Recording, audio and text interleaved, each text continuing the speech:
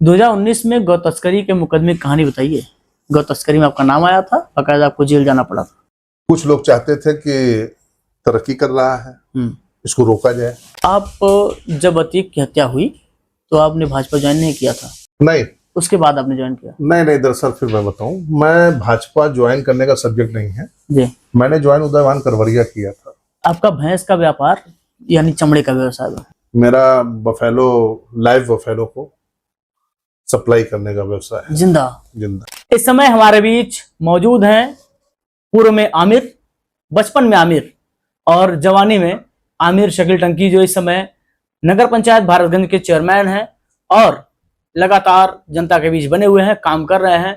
और मैं इनके साथ इसलिए मौजूद हूं कि जनता के हिस्से का जो सवाल है वो तो अब समय आ गया है, इनसे किया जाना चाहिए। कार्यकाल लगभग समाप्ति की ओर है और कार्यकाल जब समाप्ति की ओर होता है तब सवालों के घेरे में नेताजी आते हैं और नेताजी को हर सवाल का जवाब देना पड़ेगा, क्योंकि जनता जो चाहती है कि हमारा जो नेता हो वो इस तरीके का हो कि वो जिम्मेदारी समझे और हर सुख दुख में शामिल हो और हमारे हर सही और गलत का जवाब दे। मैं क्या कर रहा हूँ।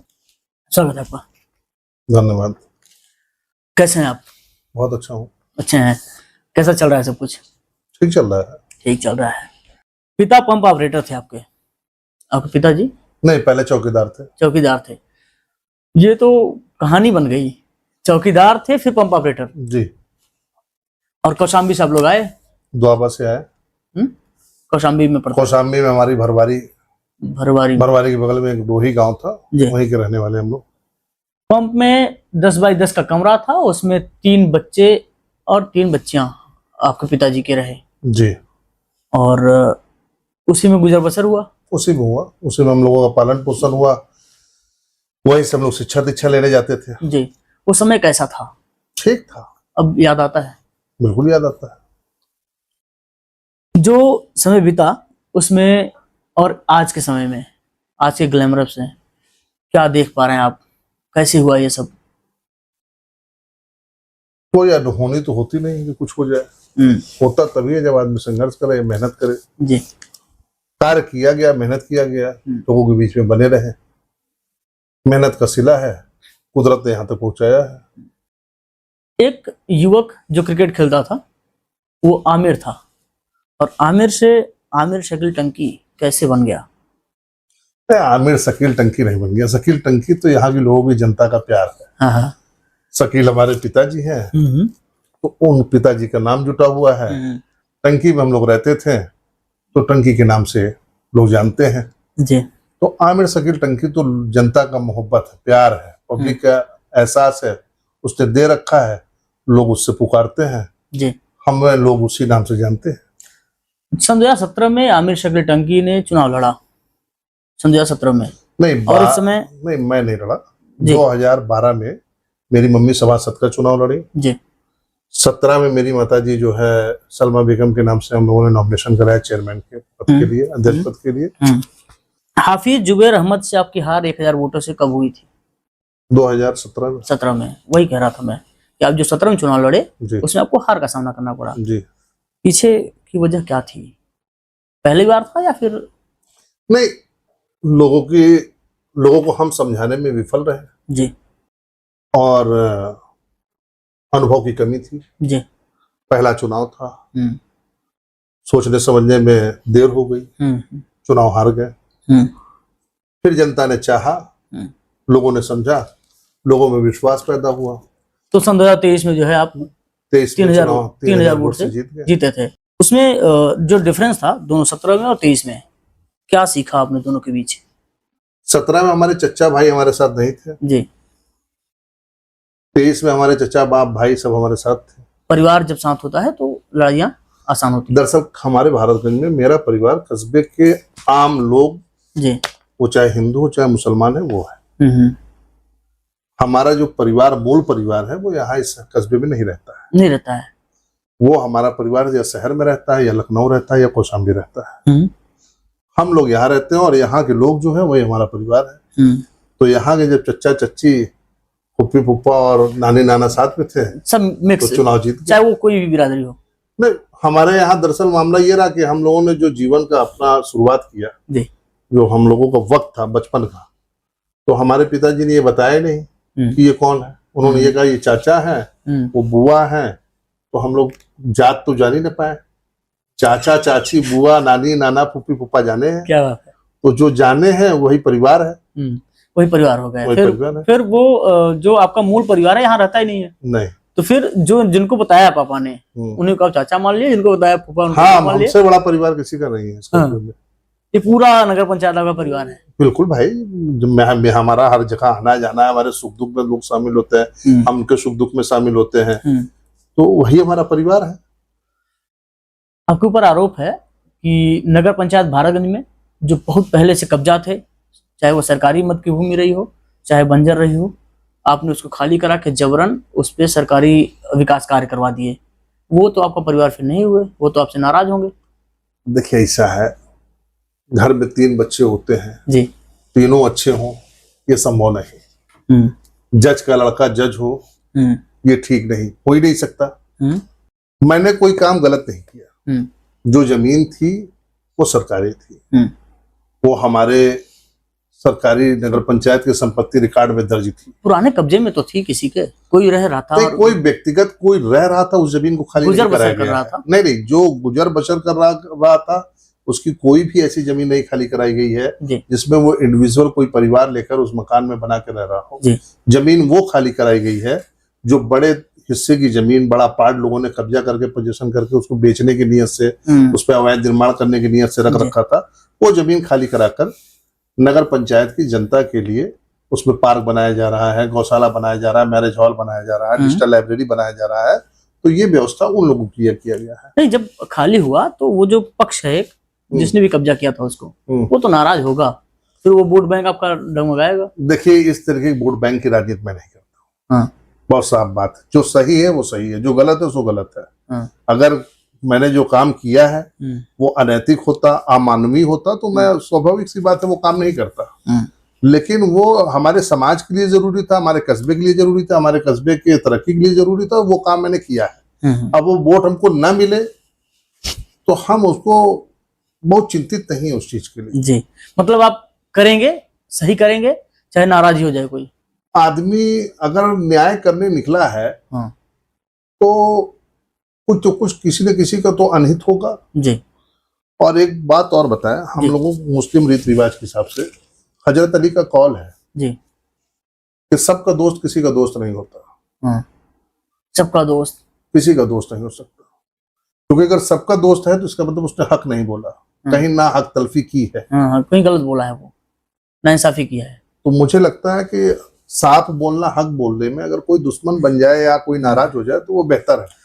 चर्चा है कि आप दबंगई भी करते हैं। सरकार जो जमीन किसी के नाम पे दर्ज है और कोई और कब्जा है उसको आप खरीदते हैं, आपके परिवार के लोग खरीदते हैं और फिर उसको कब्जा हटवा देते हैं, वो आपकी हो जाती है। ऐसा नहीं है, ऐसा नहीं है कि हम किसी दो व्यक्ति के लफड़े की जमीन को खरीदते हैं नहीं, और आप तीसरा बनकर उस पे, ऐसा कुछ नहीं है। ये सब दरअसल होता क्या है, जब चर्चा है। नहीं, चर्चा इसलिए है, मैं बता रहा हूँ कि इस कस्बे में मैं एक पंप हाउस में रहता था, मेरी फैमिली पंप हाउस कमरे में रहती थी। तो हम लोगों के पास इस पूरे भारतगंज कस्बे में एक बितवा जमीन नहीं थी जी। हम लोगों ने मेहनत किया, पैसा कमाया, हर तरीके के तमाम व्यवस्थाओं में शामिल हुए, तो अपनी जरूरत के लिए हम लोगों ने जगह जमीन खरीदा। अब जब जगह जमीन हमने खरीदा तो जो विपक्षी है हमारा, या जो राजनीतिक रूप से हमसे द्वेष रखता है या व्यापारिक रूप से द्वेष रखता है, तो उसके पास तो एक आरोप प्रत्यारोप करने की सीधी सी बात है। भाई हम ये जानना चाहते हैं कि सरकार का क्या नियम है, आप जमीन कैसे खरीदेंगे? भाई जमीन आप किसी के नाम पे दर्ज हो, खतौनी में नाम हो, लेखपाल आकर बतावे कि ये जमीन आपकी है, तब तो आप खरीदेंगे। पैमाइश करे तो बिना पैमाइश, बिना कब्जे के, बिना खतौनी में नाम के तो मैं भी जमीन नहीं ले सकता हूँ और कोई नहीं ले सकता है। तो वैसी जमीनें खरीदी गई। अब कुदरत ने अगर हमको दिया और हमने कुछ किया तो ये आरोप प्रत्यारोप तो लग सकता है कि हाँ भाई आपने गलत कर दिया या कुछ कर दिया। ये सिर्फ जलन और ईर्ष्या है और कुछ नहीं। चर्चा है कि आप अपने बिरादरी को नहीं झुका सके थे सन 2017 में, इस वजह से चुनाव हार गए थे। नहीं, मैं बिरादरी को नहीं झुका पाया। सवाल ये नहीं है, मैं अपने घर के गार्जियनों को ये नहीं समझा पाया कि हम लोग चुनाव जीत सकते हैं। बस ये कंफ्यूजन रह गया। अगर ये कंफ्यूजन उस समय दूर हो गया होता तो 2017 में ही चुनाव हम लोग जीत चुके होते। आपका भैंस का व्यापार यानी चमड़े का व्यवसाय है? नहीं, चमड़े का व्यवसाय नहीं है जी। मेरा बफेलो, लाइव बफेलो को सप्लाई करने का व्यवसाय है। जिंदा ट्रांसपोर्टेशन का है काम? नहीं, ट्रांसपोर्टेशन तो अलग कंपनी है हमारी जी, वो ट्रांसपोर्ट करती है। हम इंडार्गो और रुस्तम मास कई कंपनियां हैं उन। नहीं, जब मैं रिसर्च कर रहा था तो पता चला कि आप चमड़े का व्यवसाय करते हैं, जो इस समय इस परिवेश में सही नहीं माना जाता है। नहीं, परिवेश में बिल्कुल सही माना जाता है। जहां मैं सप्लाई करता हूं, जिसको मैं देता हूं, वो पूरी तरीके से ऑथराइज्ड है, और दूसरी बात उसको गवर्नमेंट ने लाइसेंस दे रखा है जी। और बाहर के देशों में उसका एक्सपोर्ट होता है। तो मैं कंपनी को सप्लाई करता हूं, कंपनी उसको अपने तरीके से करती है, उसमें कोई दिक्कत नहीं है। नगर पंचायत भारतगंज से निकलेंगे आप, पुराना सागर एक जगह है, वो काफी सुंदर है, मैं पिछले 3-4 साल से देख रहा हूँ। वहां से जो लालगंज वाला रोड है, लालगंज जाने के लिए, वहां तक के लिए सड़क की बड़ी मारामारी है। बोल्डर, गिट्टी, शोलिंग ये सब पड़े हुए हैं, और पक्की सड़क की मांग है लोगों की, क्योंकि वहां फिर मस्तान साहब बाबा हैं, फिर इधर हिंदू का भी एक स्थान है। क्या देखते हैं, कैसे उसको आप आगे बढ़ाएंगे?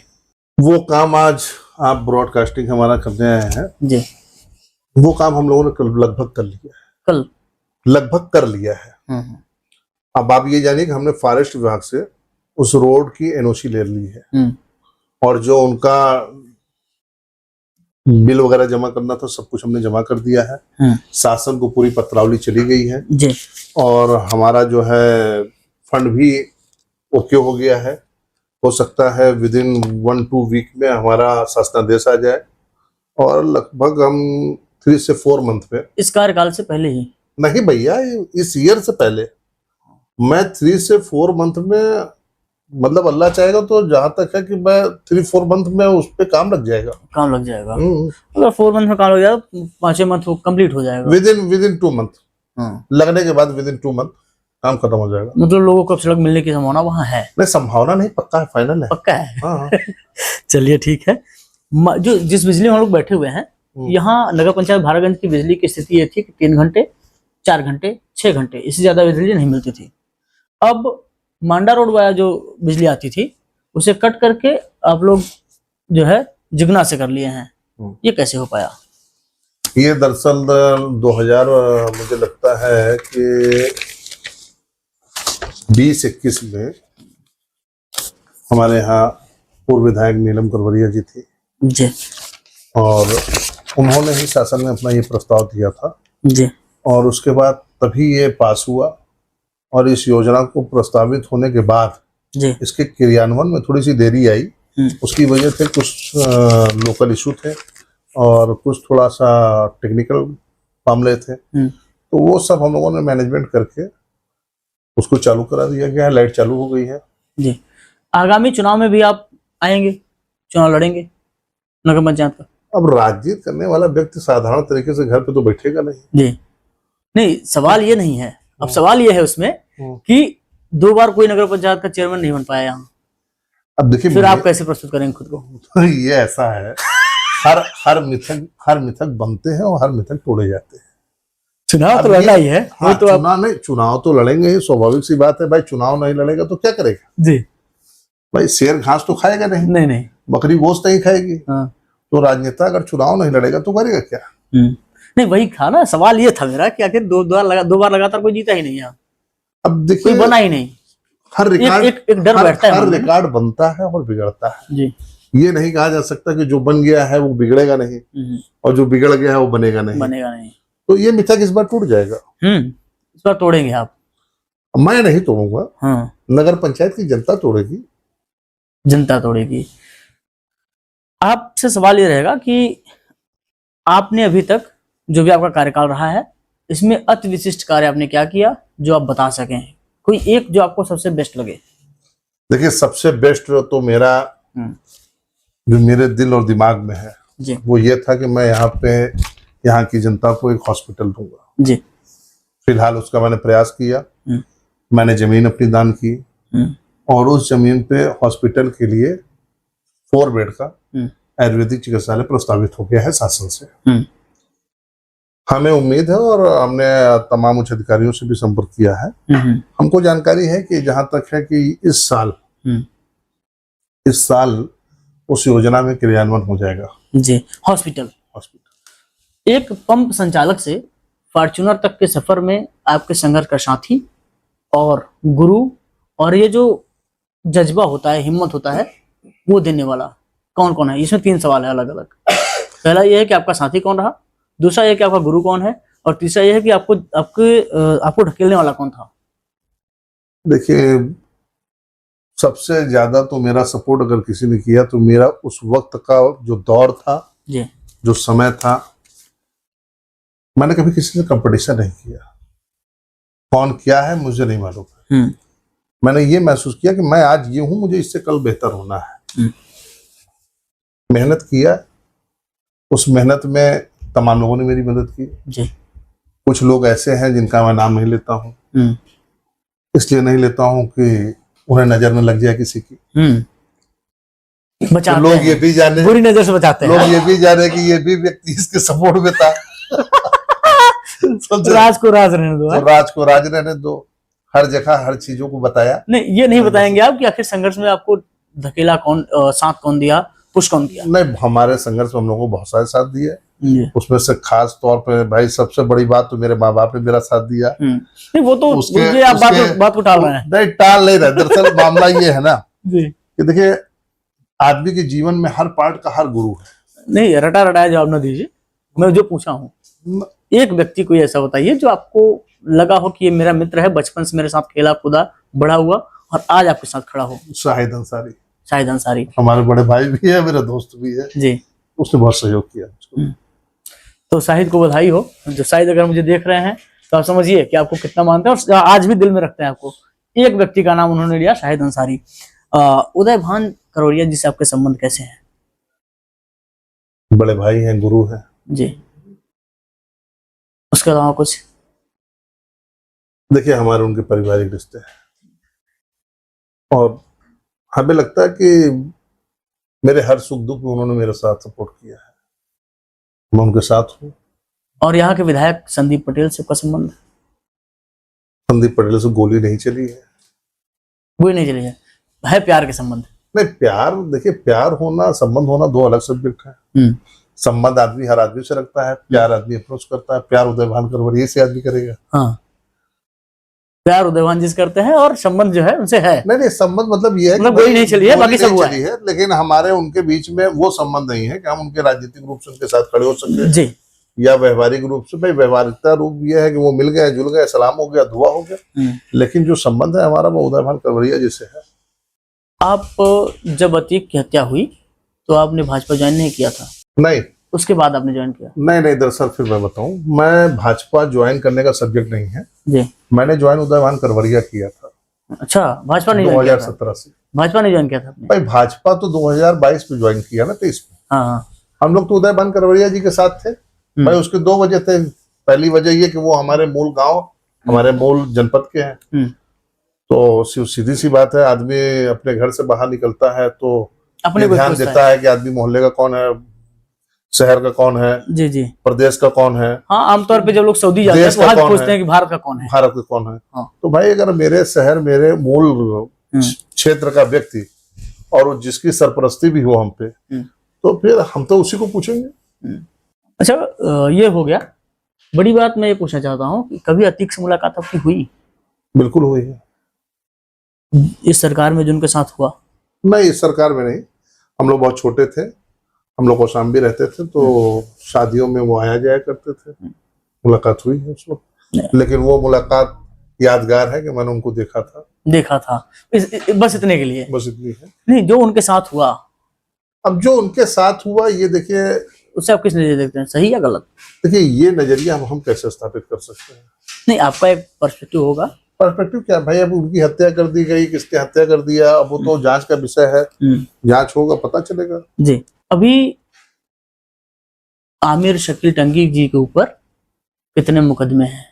अभी मेरे ऊपर 4 मुकदमे हैं। 3 में, 2 में मेरी नामजदगी गलत हो गई है। हाँ। नहीं, 2 में एफआईआर लग गया है, 1 में नामजदगी गलत है जी। 1 मुकदमा मेरा विचाराधीन है। 2019 में गौ तस्करी के मुकदमे की कहानी बताइए। गौ तस्करी में आपका नाम आया था, बकायदा आपको जेल जाना पड़ा था। नहीं, मैं गया। क्या कहानी थी?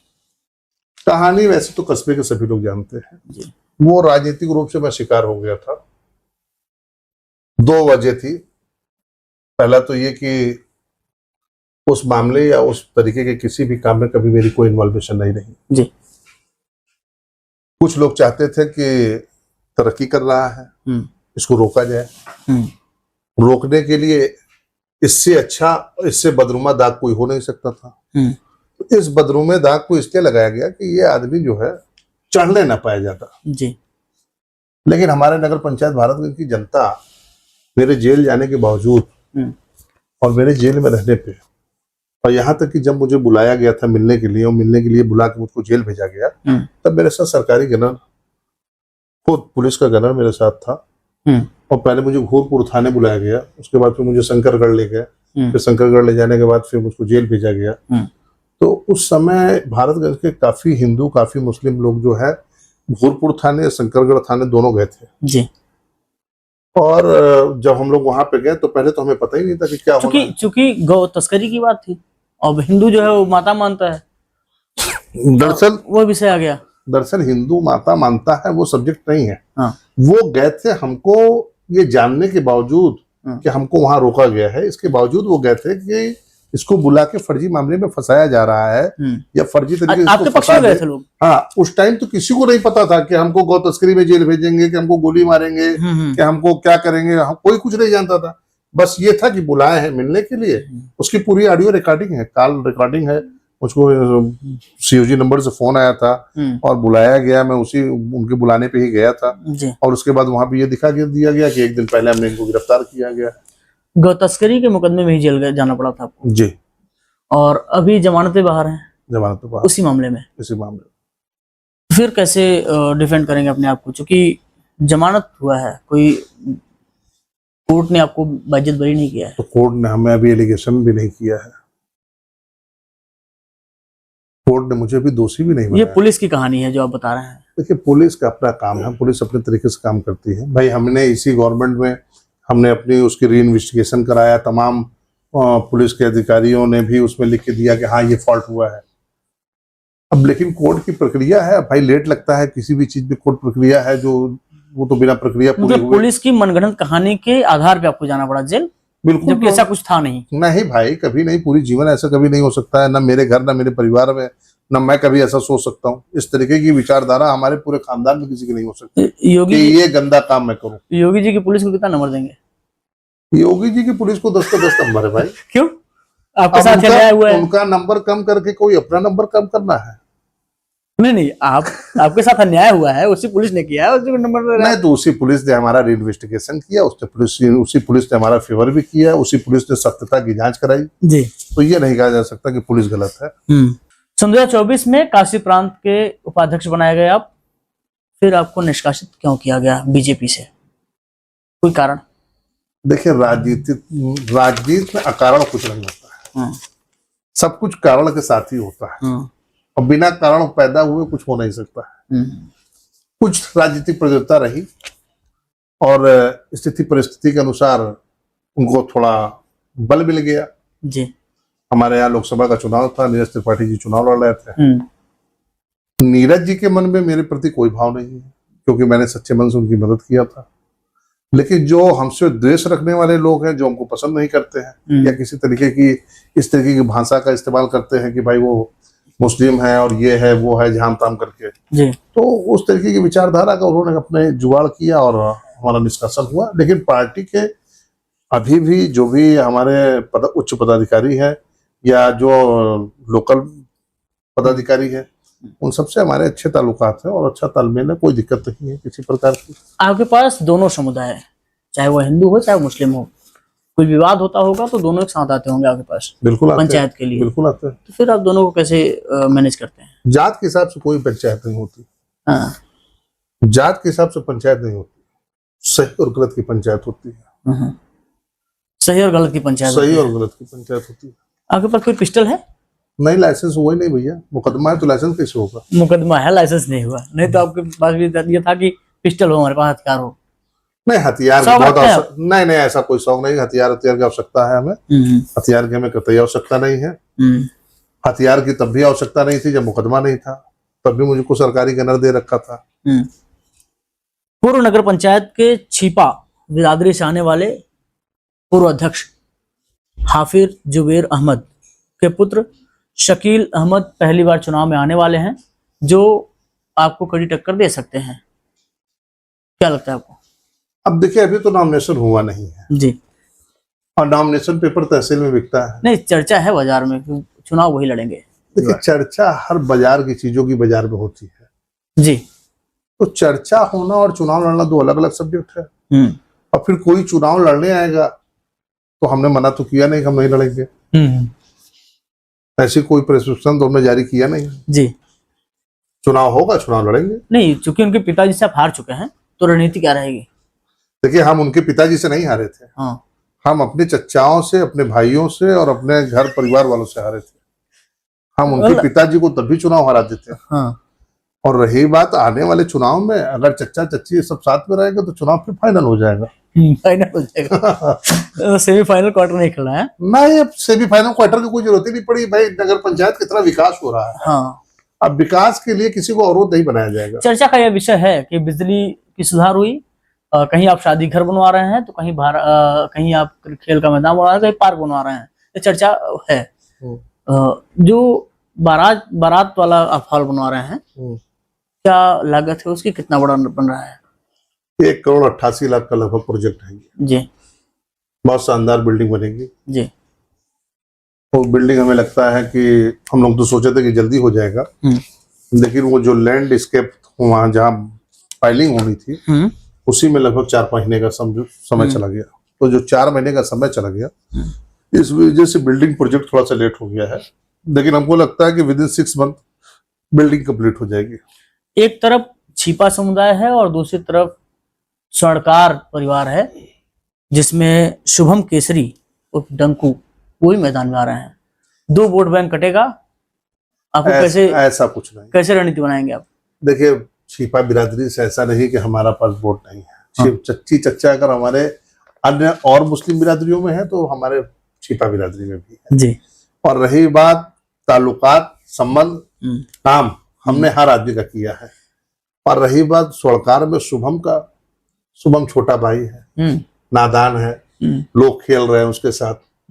समय आएगा, सब ठीक हो जाएगा। तो आपको लगता है कि उनको मतलब बरगलाया जा रहा है शुभम को? बस नहीं, वो दरअसल होता क्या है ना कि जब आदमी हाथी पे बैठ जाता है तो उसको लगता है कि सब कुछ फतेह हो गया।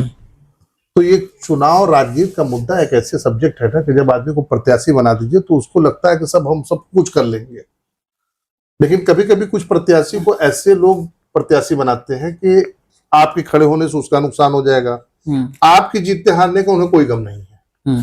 तो शुभम के साथ ऐसे लोग भी हैं जो न शुभम के हैं न हमारे हैं। मतलब युवावस्था का दुरुपयोग कर रहे हैं उनके।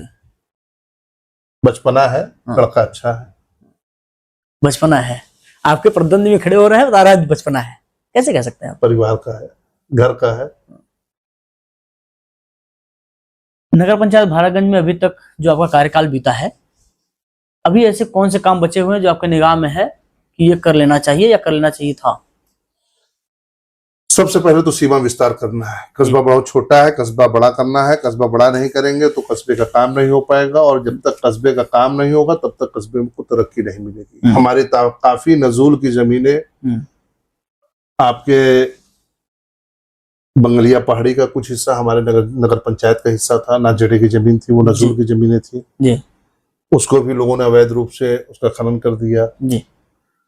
जबकि उसके नजूल का फायदा, उसकी रॉयल्टी नगर पंचायत को मिलना चाहिए था। खनन के बड़े लोगों के खिलाफ बोल रहे हैं। अरे भैया, मैं भारतगंज के लिए बोल रहा हूँ, मैं किसी के खिलाफ नहीं बोल रहा हूँ। मुझे कस्बे का फायदा सुनिश्चित करना है जी। उसके पीछे सबका फायदा हो जाए, मुझसे कोई मतलब नहीं है। और किसी का नुकसान हो जाए, इससे भी कोई हर्ज नहीं है। खनन करने वाले आपके खिलाफ हो जाएंगे फिर कि हमारे हिस्से में आ रहा है, हमारे रोजी रोटी में आ रहा है। नहीं, उनकी रोजी रोटी उनके पास है भाई, हम उनकी रोजी रोटी नहीं छीन रहे हैं। हम तो कह रहे हैं जो आप रोजी रोटी कमा रहे हैं उसमें जो हमारा हिस्सा है भाई, नगर पंचायत नहीं, नगर पंचायत का हिस्सा है। आप हिस्सा मांग रहे हैं? बिल्कुल, क्यों नहीं। हमारी एक चीज बताइए, हमारे नगर पंचायत की नाजेडे जमीन है, नजूल की जमीन है, उस नजूल की जमीन में नगर पंचायत को रॉयल्टी नहीं मिलेगी? अगर वो रॉयल्टी मिलेगी तो हम अपने बच्चों को स्कूल दे पाएंगे, शिक्षा दे पाएंगे, सड़क दे पाएंगे, नाली दे पाएंगे और तमाम व्यवस्थाएं दे पाएंगे। मुझे देंगे। मुझे लगता है नगर पंचायत की 40% सड़कें जो है वो खनन के लोगों ने ही तोड़ रखी हैं। नहीं, नगर पंचायत के बॉर्डर इलाके में खनन का प्रभाव है जी। हमारे नगर पंचायत के सीमा के अंतर्गत उनका कोई प्रभाव नहीं है, उन्होंने हमारा कोई नुकसान नहीं किया है। बस जमीन भर लिया है बस। अब जमीन ही सब कुछ है भाई। अब आप एक बात बताइए, हाँ। खेती ले लिया खेत ही ले लिया, हाँ। तो भाई गल्ला तो उनका हो ही गया। हाँ, उसी में मकान भी बनना है। नहीं, उसमें कुछ लोगों ने अवैध रूप से कब्जा कर रखा है जी। लेकिन हम लोगों ने एक चीज इस पर तय किया है कि हम लोगों की कुछ और तमाम उच्च अधिकारियों में बातचीत हुई है, उसका हम लोग पूरी तरीके से जांच करा रहे हैं कि कौन कौन से नंबर हैं और कौन कौन सा नंबर नजूल में 1282 1367 में उसकी स्थिति क्या है। अगर उसकी स्थिति स्पष्ट हो गई और नगर पंचायत के हित में होगा तो उसको हम लोग एडजस्ट करेंगे अपने। ये मस्तान साहब बाबा जो है वो स्थान नगर पंचायत में आता है या बाहर है? मस्तान साहब बाबा मांडा में है। मांडा में है, तो उस रूट की जो भी व्यवस्थाएं है वो सब मांडा में होंगी, है ना? नहीं, वो मांडा साइड में हम बात नहीं कर रहे हैं, हम खनन की बात आपकी मंगलिया पहाड़ी के पास कर रहे हैं। वहाँ हमारे नगर पंचायत का 2-3 नंबर है, लगभग 15-20 बीघा। एक हमारा तालाब भी है, वो वही है जी। तो उसकी 1359 और 1282 की नवैयत वगैरह हम लोग चेक कर रहे हैं। जब वो चेक कर लेंगे तो उस पर हम लोग कार्य करेंगे। कोई ऐसा पर्यटन स्थल आपके यहाँ है जिसका विकास आप कर सके? पर्यटन स्थल में हम तुलसिया तालाब बहुत बेहतरीन बना रहे हैं। हमें लगता है कि इलाहाबाद जनपद में यमुना पार में उस वैसा तालाब नहीं होगा कोई, और संभवतः 4-6 महीने के अंदर वो कंप्लीट हो जाएगा। बेहतरीन खूबसूरत जगह रहेगी। एक मंदिर का भी हम लोग निर्माण क्या करा रहे हैं, उसका सौंदर्यीकरण करा रहे हैं मंदिर योजना के तहत। राम जानकी मंदिर है। आमतौर पर जो लोग बीजेपी को छोड़ देते हैं, यानी सत्ता को छोड़ देते हैं, सत्ता उन्हें काम देना बंद करती है, निष्क्रिय कर देती है। उन्हें काम इसलिए नहीं देती है कि वो अगर उनको काम देगी तो फिर उनका विकास नहीं हो पाएगा, उनका वोट बैंक गड़बड़ हो जाएगा। और ये चाहते हैं कि हमारे छवि के आगे किसी की छवि न बनने पाए, और जो व्यक्ति है जो बीजेपी छोड़ चुका, बीजेपी में नहीं है, वो विकास न कर पाए ताकि उसकी छवि समाज में धूमिल हो। लेकिन आप किस तरीके से काम निकाल पा रहे हैं? एक संघर्ष होगा, कहानी बताइए। ऐसा कुछ नहीं है। भाजपा को न मैंने छोड़ा है, ना भाजपा ने मुझे छोड़ा है। जी। भारतीय जनता पार्टी के नेता, मंत्री, संगठन कल भी मेरे साथ था, आज भी मेरे साथ थे, कल भी हम उनके साथ थे और आज भी उनके साथ हैं।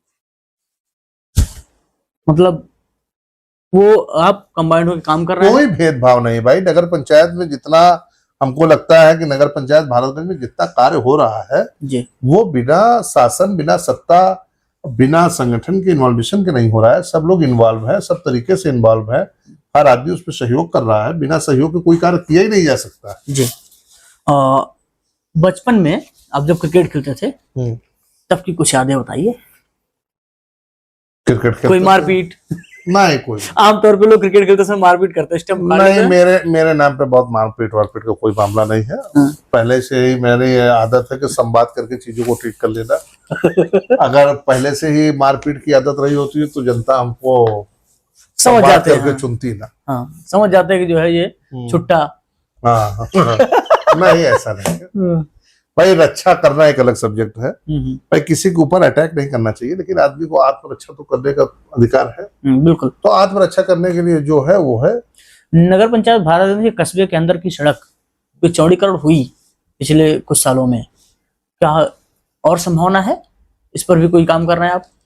नहीं, अभी कस्बे के अंदर का कोई हम लोगों ने रोड प्लान तैयार नहीं किया है, लेकिन कस्बे की बांडा और माणा वाली जो रोड है ये जी, जो ये रोड मांडा रोड से आ रही है और इधर चाकघाट की तरफ जा रही है जी, इस रोड पे कार्य जो है पीडब्ल्यूडी विभाग कर रही है। हमको लगता है कि संभवतः इसका चौड़ीकरण भी होना है, और हमारे यहाँ जो रोड को तोड़ के मतलब पोजीशन करना था पीडब्ल्यूडी को, और रोड और नाली सब बनाना था, वो कार्य भी लटका हुआ है। हमें लगता है कि संभवतः हो जाना चाहिए, इस विधानसभा के चुनाव से पहले शायद कर ले, या हो सकता है नेक्स्ट टर्म में करे। नगर पंचायत में पेयजल की व्यवस्था कैसे सुनिश्चित किया आपने, जो कि काफी कंजेस्टेड एरिया था, काफी संघर्ष था?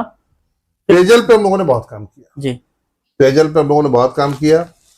पेयजल की तो आप ये समझिए कि जिन टोटियों में काफी दिन से पानी नहीं आए थे, उनके भी मोर्चे छूट के पानी टोटी से निकल आए। जी। जब मैं 1-1.5 घंटे कस्बे में था तो मैंने जानकारी निकाली तो पता चला कि पानी की व्यवस्था और बिजली की व्यवस्था बेहतरीन किया गया है। इसके लिए आपको बधाई। शुक्रिया, धन्यवाद। और वैसे इसमें हमारे नगर पंचायत के कर्मचारियों ने भी बहुत बड़ा सहयोग किया है, बहुत मेहनत किया है, रात दिन। मतलब आप समझिए कि सुबह 8 बजे से काम लग जाता था तो रात के 12, 1 बजे, 2 बजे रात तक लोगों ने काम किया है। तब जाके ये सब सुनिश्चित हुआ। और अभी हम लोग और कार्य कर रहे हैं, पेयजल की व्यवस्था और अच्छी कर देंगे। ये सब हो गया, अब हम चलते हैं कुछ पर्सनल। पढ़ाई कहाँ से हुई आपकी शुरुआती? शुरुआत क्या, हम लोगों की पढ़ाई LKG UKG यही हुआ भारतगंज में। उसके बाद कक्षा 4-5 की पढ़ाई डॉक्टर उमर अंसारी का स्कूल था उसमें हुआ। और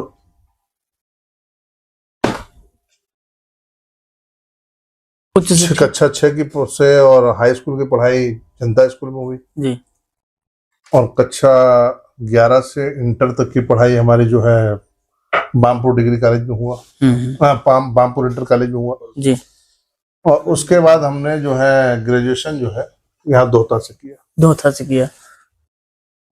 ग्रेजुएशन किया आपने? स्टेट यूनिवर्सिटी से? कानपुर यूनिवर्सिटी का जो पार्ट है यहाँ पे मैं देख रहा हूँ। SSP।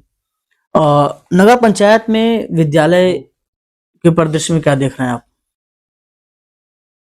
नगर पंचायत में विद्यालय बहुत अच्छा नहीं है, होना चाहिए, प्रयासरत है। अभी तो फिलहाल हम लोग शिक्षा के क्षेत्र में प्राइमरी स्कूलों में काफी काम कर रहे हैं जी। और एक हम डिजिटल लाइब्रेरी बना रहे हैं बच्चों को पढ़ने के लिए, जो 50 बच्चे एक बैच में, मतलब दिन भर में लगभग 6 से 7 बैच चलेगा जी। तो एक बैच में 50 बच्चों को पढ़ने की व्यवस्था हम उन्होंने सुनिश्चित की है। संभवतः इस साल अगले साल तक रेडी हो जाएगा, वहां भी अच्छा रहेगा। तो कुल मिलाकर यह है कि आप युवा हैं और लगातार प्रयासरत हैं, कार्य कर रहे हैं और अपने क्षेत्र की जनता के लिए राहत पहुंचाने के लिए उनको जो भी इनसे बन पड़ रहा है वो कर रहे हैं। ऐसा ही नहीं है कि ये कैमरे में मैं बोल रहा हूँ, मैंने ऑफ कैमरा कई लोगों से बातचीत किया मार्केट में, वहां से भी आवाज निकल के आई कि काम ठीक हुए हैं। लेकिन अब ये देखना है कि आप आगे का जो कार्यकाल है उसको कैसे बिताएंगे और आगे आने वाले चुनाव को कैसे फेस करेंगे, क्योंकि जनता से जवाब नहीं मांगती है, काम भी देखती है और उसे काम अगर दिखेगा तो वो आपको जरूर चुनेगी। देखिए, वर्किंग स्टाइल अगर हमारी पसंद नहीं आई तो हमें नहीं लगता किसी की पसंद आएगी, क्योंकि हमारी वर्किंग स्टाइल में ना किसी विशेष के लिए कुछ नहीं है, समाज के लिए है, नगर पंचायत के लिए है, सभी जात के लिए है।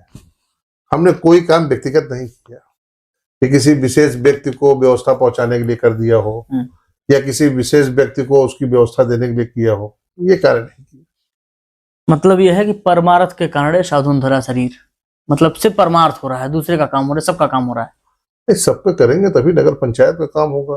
हाँ, किसी को छोड़ देंगे तो पीछे रह जाएगा, वहीं से आपकी जो है ना छोड़ने की आदत नहीं है। ये चिंता का जो आपके विपक्ष में खड़े हैं उनको पक्ष विपक्ष कहाँ है भाई? जब हम नगर पंचायत के चेयरमैन है तो हम नगर पंचायत का विकास करेंगे, उसमें कोई पक्ष विपक्ष नहीं। जो इलेक्शन में आप विपक्ष लड़े थे वो भी विपक्ष नहीं है। नहीं भाई, जो हमारे खिलाफ लड़े थे वो भी हमारे पारिवारिक हिस्से हैं भाई। हम लोग वो चाहे वो भाजपा से उम्मीदवार मतलब है तो नगर पंचायत के, इसका मतलब ये है। बिल्कुल बिल्कुल भाई, हमारे एजाज खान साहब है, उनके यहाँ से हमारे व्यक्तिगत संबंध नहीं है। हमारे वालिद साहब के संबंध उनके अब्बा से, उनके अब्बा मतलब हम हाजी अहमद रसूल साहब, वो हमको बहुत मानते थे। हमारे लिए वो हम तबीयत हमारी 2008 में हम 14 दिन कोमा में थे, उन्होंने ही तावीज बनाई थी हमारे लिए। और भाई बिना धर्म में, बिना आस्था के, बिना ताकत के तो कुछ होता नहीं है। नहीं। तो अब हम तो ये मानते हैं कि उनका सहयोग हमारे साथ रहा और हमने उनकी रोड बनाई तो हमने उस रोड का भी नाम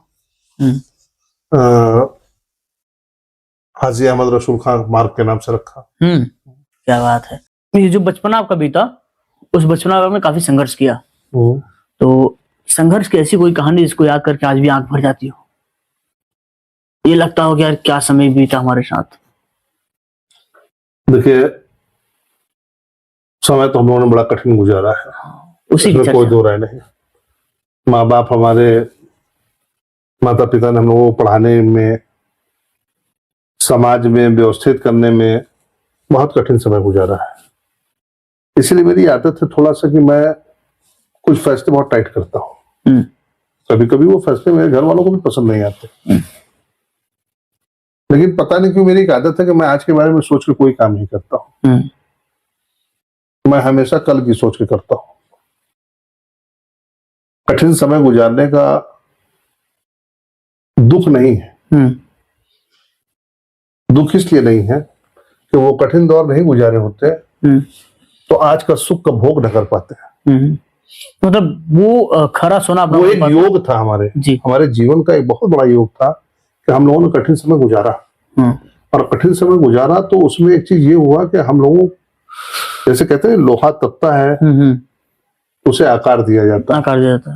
तो अगर कठिन वक्त हम लोग ना गुजारे होते तो शायद आज यहाँ ना होते। बिल्कुल। ऐसा कोई पल मैं पूछा जिसे आप याद करके भावुक हो जाते हो, जिसे लगता हो कि यार ये सबसे खतरनाक समय था हमारा, उस समय का दौर था? पता नहीं, कभी आज तक मुझे बहुत कुछ खतरनाक और बहुत खराब लगा नहीं। हमको लगता है कि दुनिया में आदमी आया है ना तो कुछ करने के लिए आया है। हम जेल गए थे, वो भी कठिन समय था। लेकिन जब मैं जेल गया तो उस दिन भी मैं जाके बिस्तर में बेहतरीन सोया वहां जेल के अंदर। तो जो वहां पे राइटर था उसने मुझसे पूछा तो भाई साहब 16 साल हो गया मुझे जेल में रहते हुए, आप पहले व्यक्ति हैं जो सो रहे हैं, जो पहले दिन जेल में आया और खराटा मार के सो रहा है। हाँ, जब क्यों रोना चाहिए? क्या इससे पहले आप कभी जेल गए?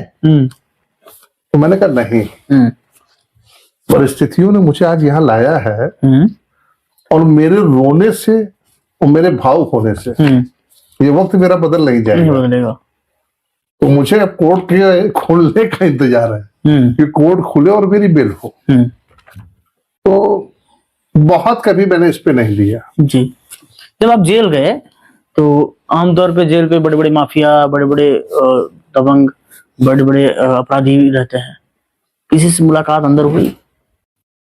अब जेल में उस दौर में कौन से ऐसे माफिया थे जिनकी आपसे मुलाकात हुई? जेल में खाना पीना खाते समय?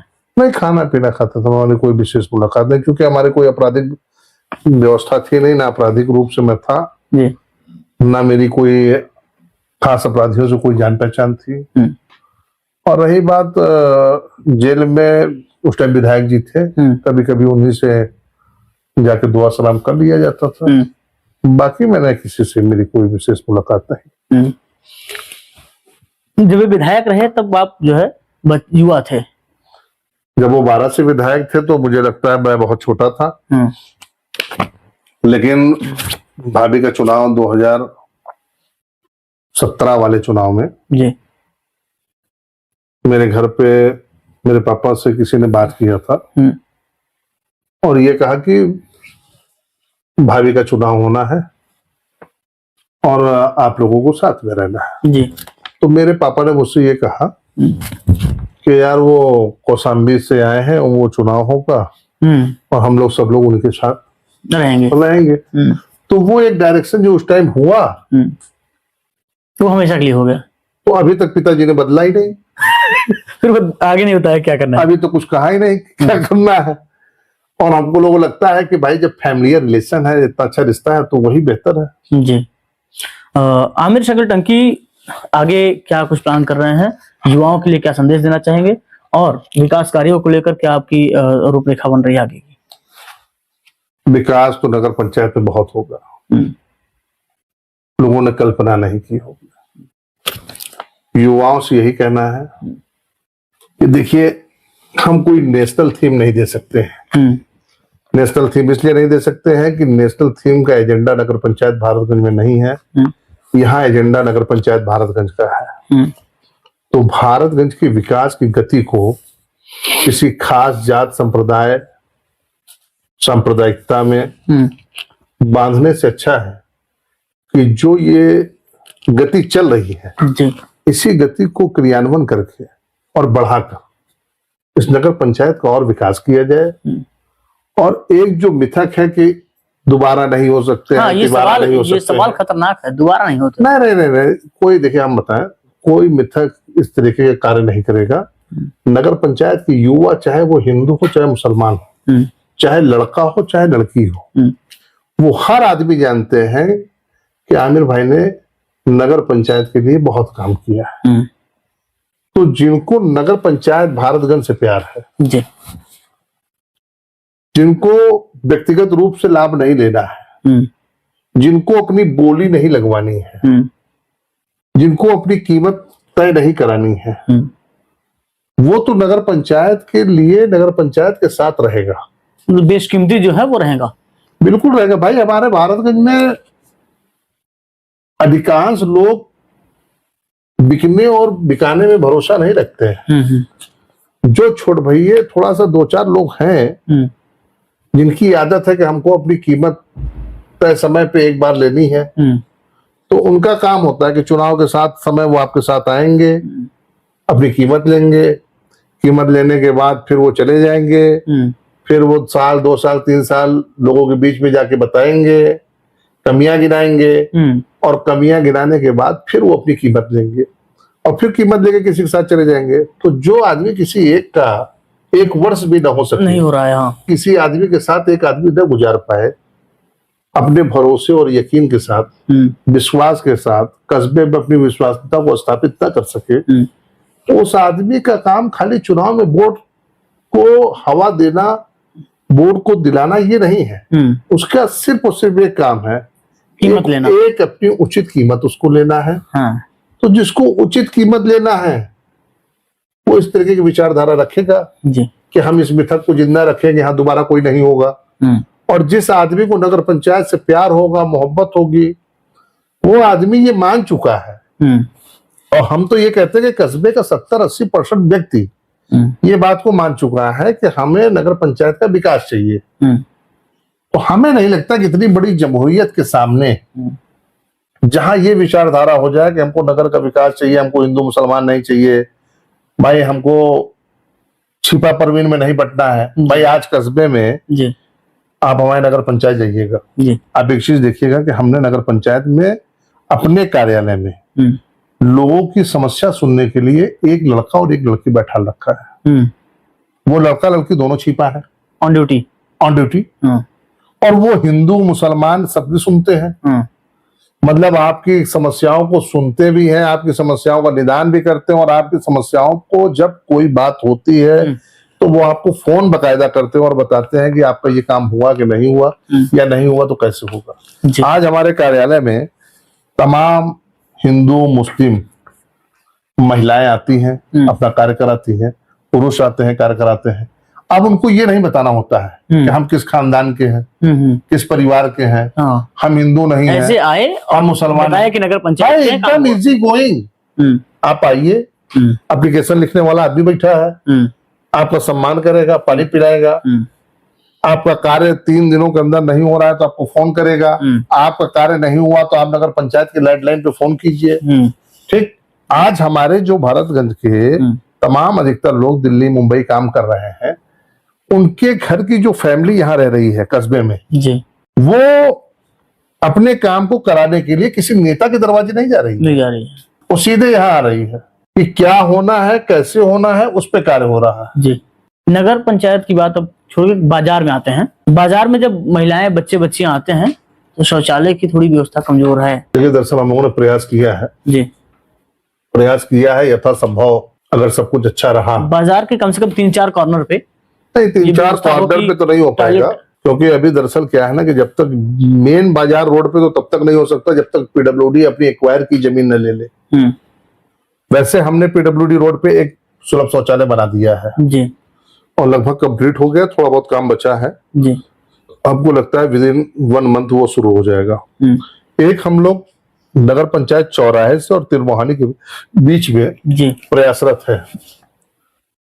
अगर प्रयास सफल रहा तो इसी साल हम उसको भी बना लेंगे। नियत साफ रहता है तो प्रयास सफल हो जाया करते हैं। बिल्कुल बिल्कुल। तो अब हम चलते हैं रैपिड फायर क्वेश्चन में, जिसमें आपको मैं ऑप्शन दूंगा, उसका आपको जवाब देना है। एक ऑप्शन सेलेक्ट करना पड़ेगा आपको। आगामी 2027 के चुनाव में आप मुख्यमंत्री किसे देखना चाहते हैं, योगी आदित्यनाथ, अखिलेश यादव या मायावती? भाई योगी आदित्यनाथ जी अभी भी चल रहे हैं, कार्य भी ठीक है, चलना चाहिए उनको। अब जो लोकसभा के चुनाव आएंगे उसमें आप प्रधानमंत्री किसे देखना चाहते हैं, मोदी जी या राहुल गांधी? लोकसभा बहुत दूर है, बहुत दूर है, इस पर कोई कमेंट नहीं। अब ये नजदीक आ जाए तो देखा जाएगा। विगत आंदोलन जो भी हुआ है दिल्ली में शिक्षा के लिए, उसमें आप किसके पक्ष में हैं? छात्रों के पक्ष में है या फिर कांग्रेस सरकार के पक्ष में है? छात्रों के